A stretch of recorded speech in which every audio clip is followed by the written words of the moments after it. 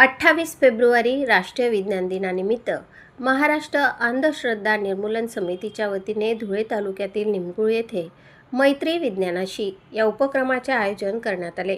Nobel पुरस्कार विजेते शास्त्रज्ञ सी.व्ही. रामन यांच्या रमन इफेक्ट याच्या स्मरणार्थ राष्ट्रीय विज्ञान दिन साजरा केला जातो।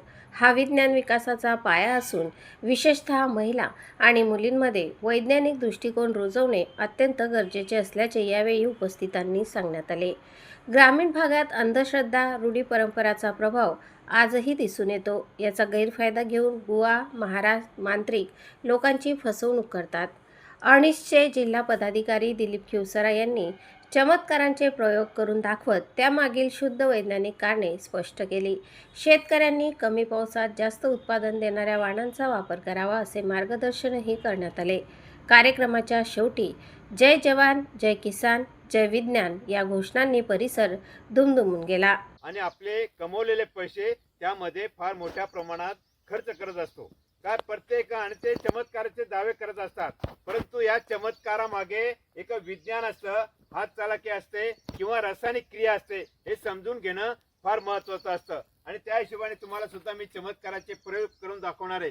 तर अशा हिशोबाने आपण प्रत्येक गोष्टी मागे विज्ञान किंवा वैज्ञानिक दृष्टिकोन समजणं हे फार महत्त्वाचं असतं। तर सकाळपासून संध्याकाळपर्यंत आपण जे कामं करत असतो ते विज्ञानाप्रमाणे कामं करत असतो। तर अशा हिशोबाने आज 28 फेब्रुवारी राष्ट्रीय विज्ञान दिन हा दिवस समजण्यासाठी मी तुमच्या जवळ आलेलो आहे। आणि आपण सुद्धा एक अनिष्ट रूढी किंवा अंधश्रद्धा किंवा बुवा बाबा भगत यांच्या आहारी न जाता प्रत्येक गोष्ट मागे वैज्ञानिक दृष्टिकोन समजून घेण्याचा प्रयत्न करा। आणि पूर्ण खाली केलेले आहेत। आता हे पाणी खाली केल्यानंतर याच्यात पाणी येईल का? पाणी येणार नाही, परंतु यामागे विज्ञान आहेत किंवा रासायनिक क्रिया आहेत। तर त्या हिशोबाने समजून घेणं फार महत्त्वाचं आहे। आता अशा रीतीने हे केल्यानंतर पहा, आता परत याच्यामध्ये हे पाणी आलेलं आहे, हे पहा असं 5-6 वेळा पाणी येईल।